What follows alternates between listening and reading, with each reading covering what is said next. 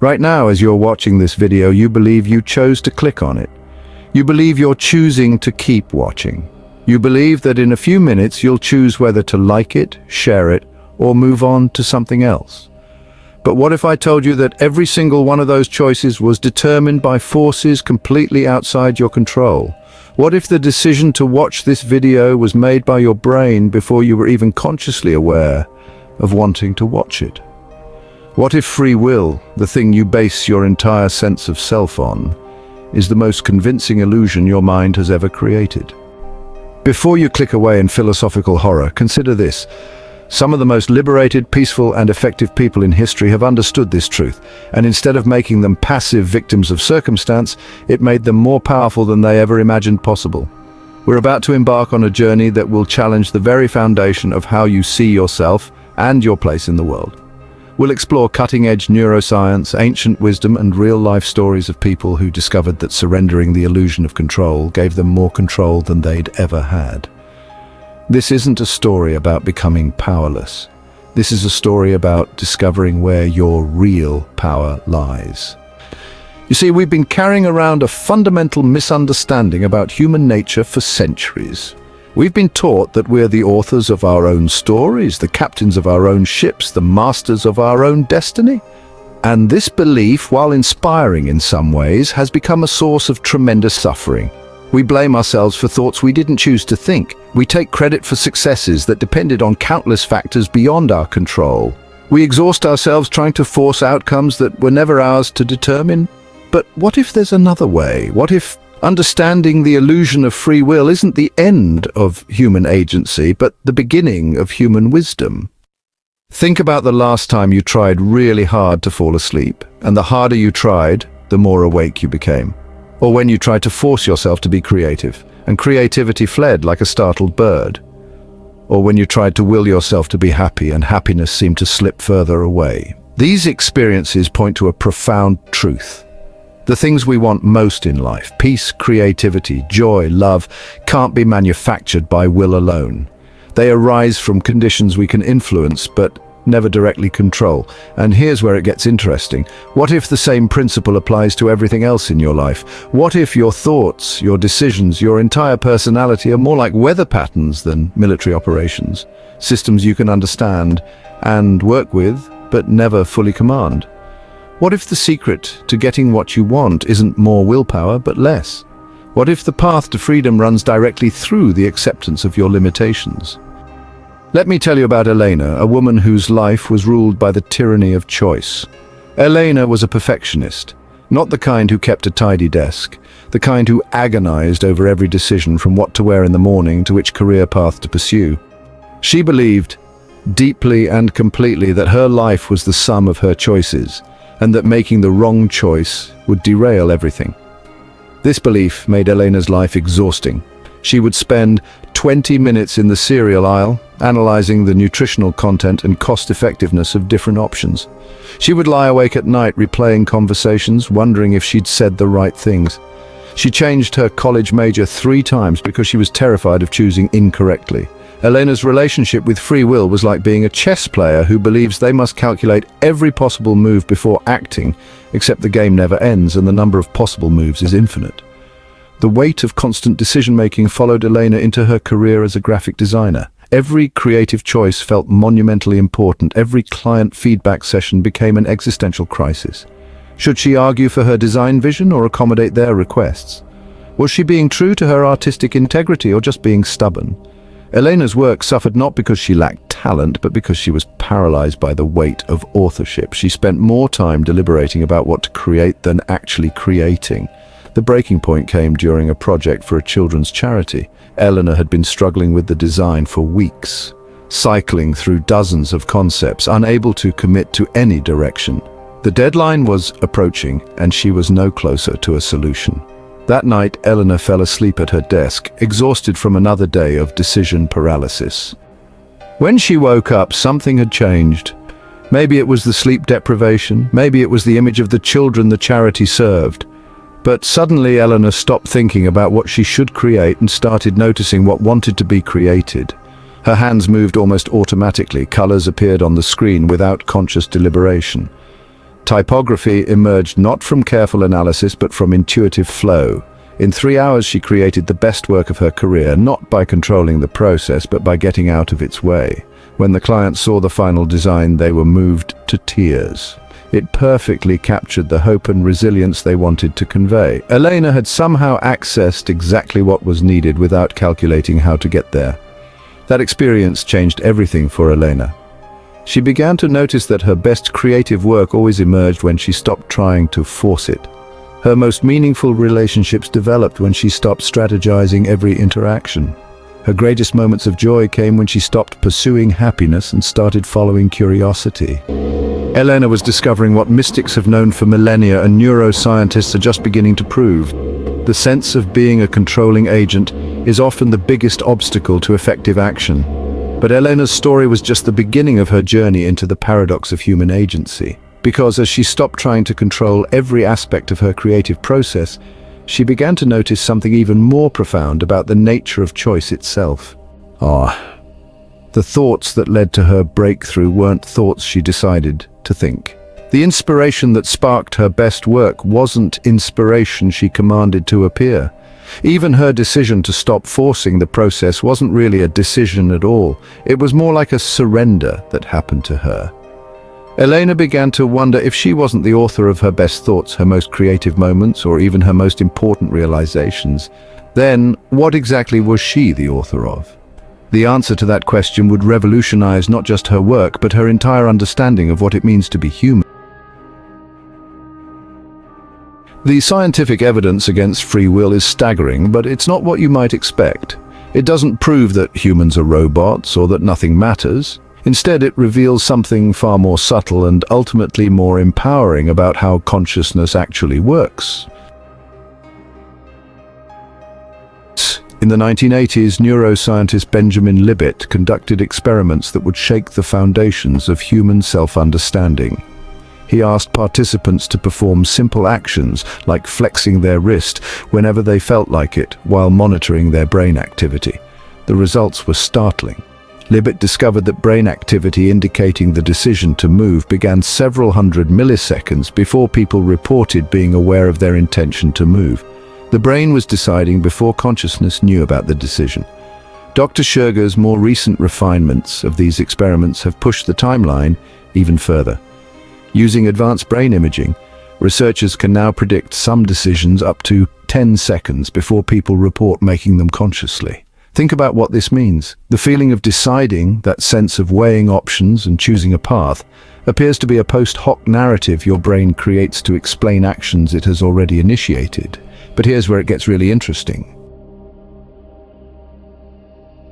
Dr. Michael Gazzaniga's research on split-brain patients revealed something extraordinary about how consciousness works. When the verbal left hemisphere of the brain was presented with actions initiated by the non-verbal right hemisphere, it would immediately create explanations for those actions, even when those explanations were completely wrong. Gazzaniga called this the interpreter function, the brain's compulsive need to create coherent stories about why things happen, even when it has no access to the real causes. This interpreter function is constantly running in all of us. It takes the complex interplay of genetics, environment, neurotransmitter levels, past experiences and unconscious processing that actually drives our behavior and weaves it into a simple story. I decided to do this because the feeling of free will isn't evidence that we have free will, it's evidence that our brains are incredibly sophisticated storytelling machines. Dr. Robert Sapolsky's comprehensive analysis of human behavior in Behave traces the causation of any action backwards through time. The neurological activity in the seconds before action, the hormonal influences from minutes before, the environmental triggers from hours before, the developmental experiences from years before, the genetic predispositions from generations before. At what point in this chain do we locate free will?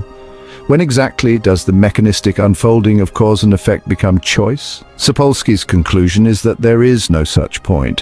What we call free will is simply our limited perspective on an incredibly complex but ultimately deterministic system. But rather than finding this depressing, Sapolsky argues it's profoundly liberating. When you understand that everyone's behavior, including your own, emerges from factors beyond ultimate control. Judgment transforms into curiosity, blame transforms into compassion, and the pressure to be perfect transforms into the permission to be human. Remarkably, ancient philosophical traditions anticipated these scientific discoveries by thousands of years. Buddhism's concept of no self or anatta suggests that the sense of being a controlling agent is itself an illusion. What we call self is actually a constantly changing stream of thoughts, sensations, and experiences with no fixed controller at the center. The Taoist sage Lao Tzu wrote, "The sage does not attempt anything very big and thus achieves greatness." This isn't a prescription for small thinking, it's recognition that the most significant achievements often emerge from working with natural forces rather than against them. Stoic philosophers like Marcus Aurelius understood the paradox of control millennia before neuroscience confirmed it. You have power over your mind, not outside events. Realize this, and you will find strength. Notice what Marcus is and isn't claiming control over. Even in the Christian tradition, the concept of grace suggests that the most important transformations in human life come not from human will, but from surrendering human will to something larger. These weren't pre-scientific superstitions, they were sophisticated observations about the nature of effective action and human flourishing. Dr. Dan Ariely's research on behavioral economics reveals just how little our conscious minds actually control our choices. Our decisions are influenced by factors we're completely unaware of. The temperature of the room, what we had for lunch, whether our favorite sports team won last weekend, even the cleanliness of our environment. In one famous study, judges gave harsher sentences before lunch and more lenient sentences after lunch. These judges believed they were making rational decisions based on legal merits, but their blood sugar levels were actually driving their choices. Dr. John Bargh's research on priming shows that we can be unconsciously influenced to walk slower, think more creatively, or behave more competitively simply by exposure to certain words or images, exposure we don't even consciously register. If a few words flashed on a screen can change our behavior without our knowledge, how much of what we call choice is actually unconscious response to environmental cues?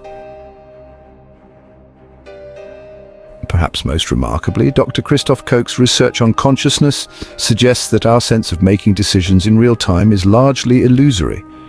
Consciousness appears to be more like a court reporter than a judge. It records and narrates what has already been decided by unconscious processes. This explains why our best insights often come not when we're trying to solve a problem, but when we're in the shower, walking, or doing something completely unrelated. The unconscious mind does the heavy lifting of processing information and generating solutions. Consciousness just takes credit when the solution bubbles up. Think about your own experience. When did you decide to fall in love with your partner? When did you decide what your favorite song would be? When did you decide which career would feel meaningful to you? If you're honest, these weren't decisions at all. They were recognitions. You discovered your feelings, preferences, and values rather than manufacturing them. Understanding the illusion of free will reveals a crucial distinction between two very different approaches to creating change in your life: the way of willpower and the way of wisdom. The willpower approach assumes you're in direct control of your thoughts, feelings, and behaviors. It treats change like a military operation. Identify the enemy, bad habits, negative thoughts, unproductive behaviors. Marshal your forces like discipline, determination, motivation, and attack until you achieve victory. This approach creates what psychologists call ego depletion. Dr. Roy Baumeister's research showed that willpower operates like a muscle. It gets fatigued with use. The more you rely on force to control your behavior, the less force you have available for other challenges. People trapped in the willpower approach spend enormous amounts of mental energy fighting themselves. They declare war on their cravings, their impulses, their natural inclinations. They create elaborate systems of rewards and punishments to force compliance with their conscious goal. But here's the problem: you can't win a war against yourself because both sides are you.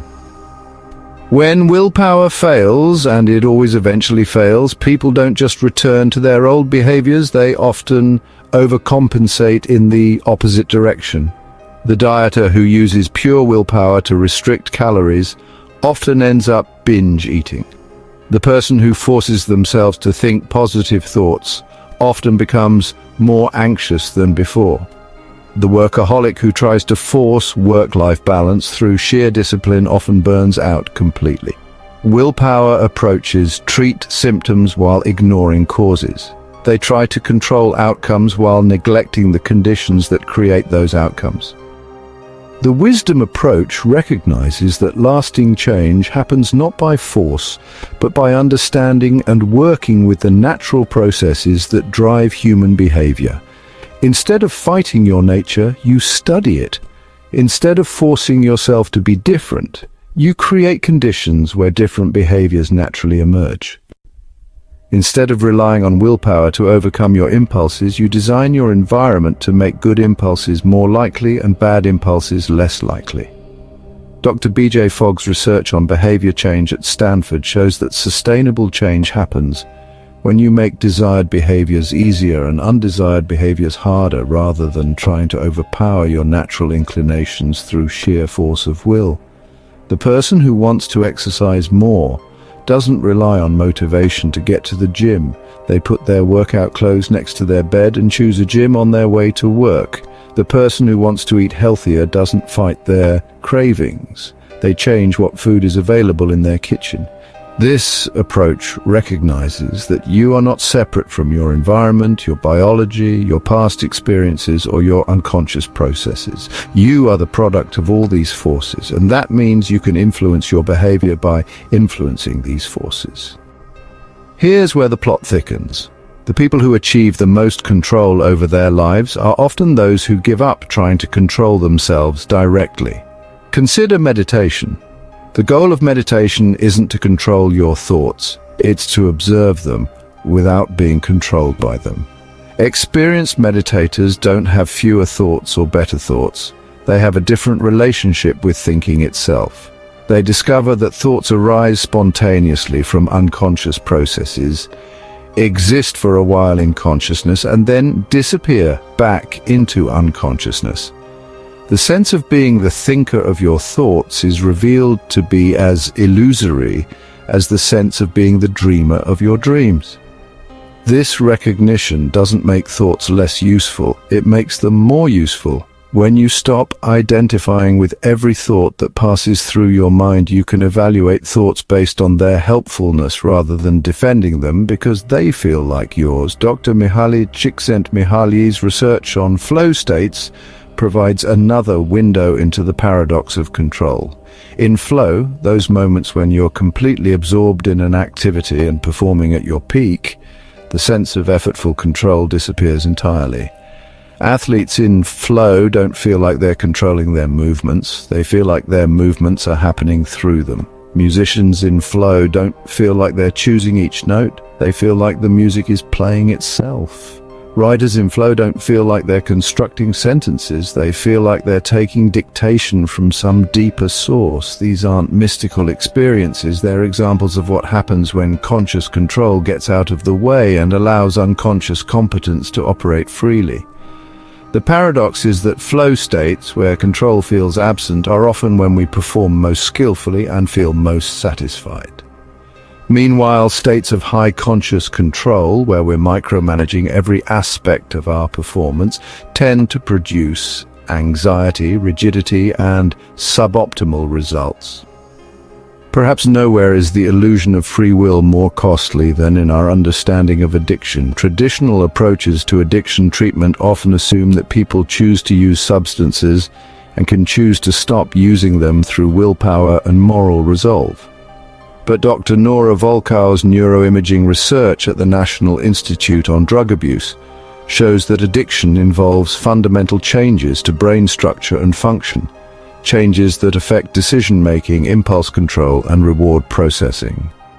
Understanding addiction as a brain disease rather than a moral failing has revolutionized treatment approaches.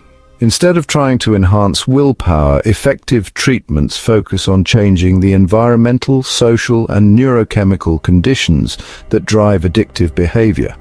This shift from blame to understanding, from willpower to wisdom, has dramatically improved recovery outcomes. When people stop seeing addiction as evidence of weak character and start seeing it as a medical condition requiring strategic intervention, healing becomes possible. So, if free will is an illusion, how do you actually live? How do you make decisions, pursue goals, or create positive change in your life? The answer isn't to become passive. It's to become strategic about working with your nature rather than against it. Start each day with 10 minutes of simply observing your thoughts without trying to control them. Notice how thoughts arise spontaneously, exist for a while, and then disappear. Notice that you don't choose what to think about next. Thoughts emerge from unconscious processing. This practice isn't about stopping thought or emptying your mind. It's about developing what psychologists call metacognition, awareness of your own mental processes. When you realize you're not the author of your thoughts, you can start evaluating them like an editor rather than defending them like a lawyer. Which thoughts are helpful? Which are based on outdated information? Which serve your goals and which distract from them? Since your behavior is largely determined by your environment, become an architect of your own context. Instead of trying to force yourself to behave differently, design conditions that make the behaviors you want more likely to occur naturally. Want to read more? Put books everywhere and hide your phone. Want to exercise regularly? Lay out workout clothes the night before and choose a gym that's convenient. Want to eat healthier? Stock your kitchen with foods that align with your goals and make less healthy options less accessible. This isn't cheating, it's wisdom. You're working with your psychological tendencies rather than fighting them. Since you can't control what you want, focus on understanding what you want. Spend time identifying your authentic values. Not what you think you should value, but what actually motivates and energizes you. When your actions align with your authentic values, they feel effortless rather than forced. You're not using willpower to override your nature. You're expressing your nature at its highest level. But remember, you didn't choose your values any more than you chose your height or your eye color. They emerge from the complex interaction of your genetics, experiences, and environment. Accept them as givens and work with them strategically. Dr. Charles Duhigg's research on the neuroscience of habits reveals that habits operate below the level of conscious control. They're neurological loops that run automatically when triggered by specific cues. Instead of trying to eliminate bad habits through willpower, focus on understanding and modifying the cue routine reward loops that drive them. Instead of forcing yourself to develop good habits, design cue routine reward loops that make good habits feel automatic. This requires detective work rather than discipline. What triggers your most problematic behaviors? What rewards are those behaviors providing? How can you get those same rewards? Perhaps most importantly, understanding the illusion of free will transforms how you relate to your own mistakes and limitations. When you realize that your worst moments weren't failures of character but products of causes beyond your ultimate control, self-criticism transforms into self-curiosity. Instead of, why did I do that? I should have known better. Try, what conditions led to that behavior? How can I create different conditions next time? This isn't about making excuses, it's about making effective changes. Shame and self-blame rarely lead to sustainable improvement. Understanding and strategic intervention almost always do.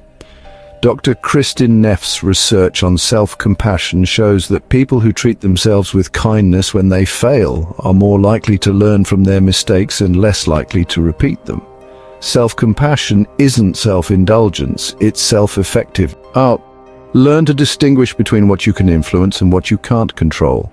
You can't control your thoughts, but you can influence your attention. You can't control your emotions, but you can influence your environment and habits. You can't control outcomes, but you can influence your actions. This distinction is the foundation of all effective action. When you stop wasting energy trying to control the uncontrollable, you have more energy available for influencing the influenceable. The serenity prayer captures this wisdom perfectly. Grant me the serenity to accept the things I cannot change, courage to change the things I can, and wisdom to know the difference. But applying this principle requires constant recalibration. Most of us dramatically overestimate what we can control and underestimate what we can influence. Instead of trying to control outcomes, focus on optimizing processes. Instead of trying to force specific results, create conditions where good results become more likely. A writer doesn't control whether their book becomes a bestseller, but they can control their writing habits. An entrepreneur doesn't control whether their business succeeds, but they can control how thoroughly they research their market and how well they serve their customers. This shift from outcome control to process influence is liberating because it puts your energy where it can actually make a difference. Now we arrive at the most counterintuitive part of this journey. Understanding that you don't have free will is actually the key to becoming more free than you've ever been. When Elena stopped trying to control her creative process, she didn't become less creative, she became more creative. When she stopped trying to force specific outcomes, she didn't achieve less, she achieved more, with less effort and more satisfaction. This is the paradox of surrender. Giving up the illusion of control often gives you more influence over your actual experience. Dr. Stephen Hayes' acceptance and commitment therapy is built on this principle. Instead of trying to control thoughts and emotions through willpower, ACT teaches people to accept their internal experiences while committing to actions that align with their values. The results are, honestly, remarkable. People who learn to stop fighting their anxiety often find that anxiety has less power over their behavior. People who stop trying to force happiness often find themselves naturally more content. And people who stop trying to control love often find themselves more capable of loving. Think about how much mental energy you spend trying to control things that are ultimately beyond your control, worrying about other people's opinions, trying to force specific timing on important life events, attempting to manage your reputation, your image, your legacy. All of this is energy that could be redirected toward things you can actually influence. Your habits, your environment, your responses to circumstances, your choice of where to direct your attention.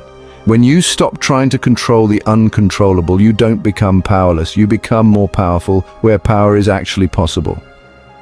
Understanding the illusion of free will transforms how you relate to others. When you realize that people's difficult behaviors emerge from complex causes beyond their ultimate control, judgment transforms into curiosity. Your annoying coworker isn't choosing to be difficult. They're responding to stress, insecurity, or past experiences in ways that feel necessary to them. Your stubborn family member isn't deciding to be unreasonable. They're protecting something they value using the only strategies they know. This doesn't mean accepting harmful behavior or abandoning boundaries. It means approaching difficult relationships with strategic compassion rather than moral outrage. When you stop taking other people's behavior personally, you can respond more skillfully. When you stop expecting people to behave differently than their conditioning suggests they will, you can influence situations more effectively. Perhaps nowhere is the liberation more obvious than in creative work. Most creative blocks come from trying to control the creative process rather than trusting it. Dr. John Kunios's research on insight and creativity shows that breakthrough solutions typically emerge from unconscious processing rather than conscious analysis. The aha moment happens when the unconscious mind presents its solution to consciousness, not when consciousness forces a solution into existence. The most prolific creators throughout history understood this intuitively. They created conditions conducive to creativity, specific times, places, routines, then trusted the process to generate ideas. They were disciplined about their practice, but surrendered about their outcomes. They controlled their inputs, but accepted that outputs would emerge according to principles beyond their direct command. Paradoxically, understanding that free will is an illusion often leads to clearer moral reasoning, not muddier moral reasoning. When you realize that your own good behaviors emerge from favorable conditions rather than superior character, you become less judgmental and more helpful. When you understand that others' problematic behaviors emerge from difficult conditions rather than evil intentions, you become more strategic about creating positive change. Dr. Joshua Green's research on moral psychology shows that people who understand the deterministic nature of behavior are more likely to support rehabilitative rather than purely punitive approaches to justice. They focus on changing conditions rather than punishing people for being products of their conditions. This doesn't lead to moral relativism, it leads to moral effectiveness. Instead of wasting energy on blame and punishment, you can invest energy in understanding and intervention. Living as if free will is an illusion doesn't mean becoming a passive observer of your own life. It means actually becoming a more skillful participant in the unfolding of your experience. Think of yourself not as the author of your life, but as the gardener of your experience. A gardener doesn't control whether seeds germinate, but they can create conditions that make germination more likely. They can't force plants to grow, but they can provide appropriate soil, water, and sunlight. Similarly, you can't force yourself to be motivated, creative, or happy, but you can create conditions where motivation, creativity, and happiness are more likely to arise naturally. This shift from author to gardener changes everything. Authors are responsible for every word on the page. Gardeners are responsible for tending the conditions and trusting the natural processes that follow. Since you can't directly control your outputs, like your thoughts, emotions, or behaviors, focus on optimizing your inputs, your environment, habits, relationships, and information diet. What you consume shapes what you become, but the shaping happens through natural processes you don't directly control. Choose your inputs, what you read, watch, listen to, who you spend time with, where you spend your time, with the understanding that these inputs will inevitably influence your outputs. This is why, people serious about personal development are so careful about their environment. They understand that willpower is unreliable, but environmental influence is constant. Viktor Frankl, writing from his experience in Nazi concentration camps, made a crucial distinction. Everything can be taken from a man, but one thing, the last of human freedoms, to choose one's attitude in any given set of circumstances. Notice what Frankl is claiming control over. Not your circumstances, not your initial emotional reactions, but your conscious response to what arises. This is the space where human agency actually exists, not in controlling what happens to you or what thoughts and feelings arise, but in how you relate to what happens to you and what thoughts and feelings arise. You can't choose whether to feel anxious, but you can choose whether to treat anxiety as a problem to be solved or information to be considered. You can't choose whether disappointing things happen, but you can choose whether to interpret disappointment as evidence of failure or as redirection towards something better aligned with your path. Dr. Peter Senger's work on systems thinking provides a framework for understanding how to create change without relying on willpower.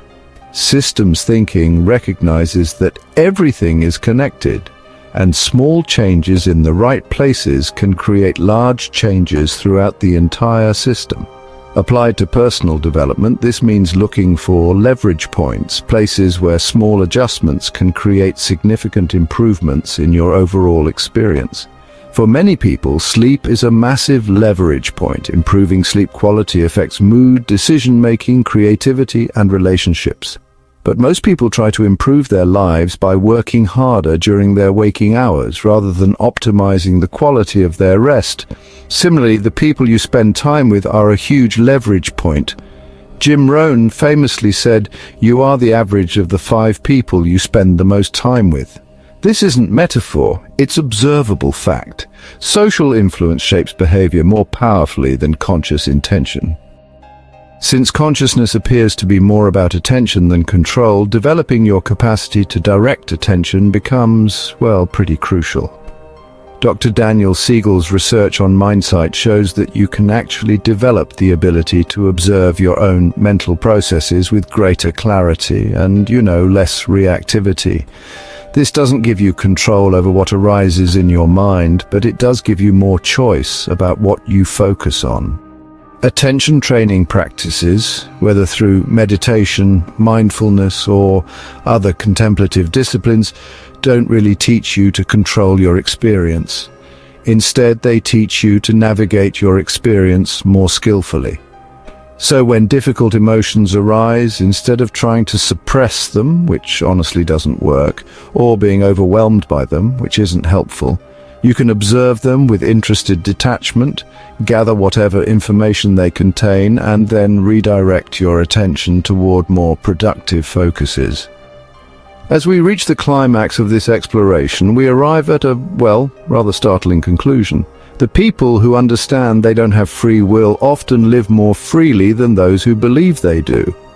When you believe you're the author of your entire life story, every page becomes a judgment of your worth. Every mistake is a failure of character. Every success must be defended and repeated. Every aspect of your experience becomes something you're responsible for controlling. This weight of total authorship is frankly crushing. It makes people terrified of making wrong choices because they believe they could have chosen differently. It makes them proud in ways that disconnect them from others and ashamed in ways that disconnect them from themselves. But when you understand that you're more like a character in your life story than its author, everything lightens. Mistakes become information rather than indictments. Successes become gifts to be grateful for rather than achievements to be defended. You're still responsible for playing your character skillfully, but you're not responsible for writing the script of reality itself. Understanding determinism doesn't lead to fatalism, it leads to what we might call strategic surrender. You learn when to apply effort and when to allow natural processes to unfold. Like a skilled sailor who uses wind and current rather than fighting them, you learn to work with the forces that shape human experience rather than exhausting yourself in opposition to them.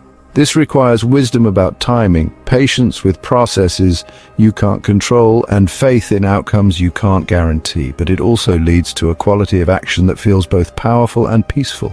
Effort without struggle, intention without attachment. Perhaps the most beautiful consequence of understanding the illusion of free will is how it affects your relationship with other people's humanity. When you realize that everyone is doing their best given their genetics, experiences, current circumstances, and level of awareness, judgment transforms into curiosity, anger transforms into interest, blame transforms into problem solving. This doesn't mean tolerating harmful behavior or abandoning accountability. It means approaching human difficulties with the same attitude a doctor brings to physical illness. Not moral judgment, but strategic intervention aimed at creating better conditions for health and flourishing. Dr. Paul Holtz's research on criminal justice reform shows that systems based on understanding rather than punishment are more effective at reducing harmful behavior and supporting rehabilitation. When we treat destructive actions as symptoms of underlying conditions rather than expressions of evil character, we become more effective at addressing the root causes. When you stop fighting reality and start working with it, innovation becomes possible. You can see situations more clearly because you're not distorting them through the lens of how they should be different. This clarity reveals opportunities and solutions that resistance obscures. The entrepreneur who accepts market conditions as they are can develop products that meet actual needs rather than ideal needs. The parent who accepts their child's temperament can support their development rather than fighting their nature. Acceptance isn't resignation, it's the foundation for effective action. We started this journey with a claim that might have seemed like bad news: you don't have free will. We end with a realization that transforms this apparent limitation into the greatest liberation possible. You are not an isolated agent controlling your experience through pure will. You are a conscious participant in an incredibly complex, interconnected, and ultimately mysterious process of existence. You don't author your thoughts, but you can direct your attention. You don't control your emotions, but you can influence your environment. You don't determine your circumstances, but you can choose your responses. You don't have free will, but you have something better: the capacity to understand the forces that shape you and work with them skillfully. Success in this framework isn't about imposing your will on reality. It's about aligning yourself so skillfully with reality that your flourishing and reality's unfolding become the same process. It's like learning to surf. You don't control the waves, but you can develop the skill to ride them. The better you understand the ocean's patterns, the more gracefully you can dance with its power. The most successful people aren't those who have the strongest will, but those who have the clearest understanding of how success actually emerges. They're students of causation rather than believers in magical thinking. This understanding invites you into a completely different relationship with your own life. Instead of being the harsh dictator of your experience, demanding that thoughts, feelings, and circumstances conform to your preferences, you can become the wise counselor of your experience, observing, understanding, and gently guiding where guidance is possible. Instead of exhausting yourself trying to control outcomes, you can invest your energy in creating conditions where the outcomes you want become more likely to emerge naturally. Instead of carrying the crushing weight of total responsibility for everything that happens to you, you can carry the lighter but more effective responsibility of responding skillfully to whatever arises. When you understand that everyone is navigating existence without ultimate control, you join a community of shared humanity. We're all in the same boat, conscious beings trying to create good lives while being carried along by forces we don't fully understand or control. This shared predicament isn't a source of despair, it's a source of connection. We can help each other understand the currents, share navigation strategies, and support each other when the waters get rough. Your struggles aren't evidence of your inadequacy, they're evidence of your humanity. Your successes aren't proof of your superiority, they're gifts to be grateful for and, when possible, shared. Understanding the illusion of free will doesn't eliminate responsibility, it evolves it. You're not responsible for being the person you are, but you are responsible for what you do with the person you discover yourself to be. You're not responsible for having difficult thoughts or challenging emotions, but you're responsible for how you relate to those thoughts and emotions. You're not responsible for your initial reactions to circumstances, but you are responsible for your conscious responses. This is a more nuanced but ultimately more empowering form of responsibility. It acknowledges the limits of human agency while maximizing the effectiveness of human action within those limits. When you realize you can't control the content of your experience, you can focus on the quality of your presence to that experience. This is where real freedom lies, not in determining what happens, but in how fully and skillfully you show up for whatever is happening. Presence is the one thing that's always available to you. You can't control whether you succeed or fail, but you can be present to either experience. You can't control whether others love you or reject you, but you can be present to your own capacity for love, regardless of what you receive back. This presence, this quality of engaged, accepting, responsive awareness is what spiritual traditions have always recognized as the highest human capacity. It's not about controlling life, but about meeting life completely. So, here's how we resolve the apparent contradiction between determinism and personal agency. You are not the author of your story, but you are its most important character. You don't write the script, but you interpret the role.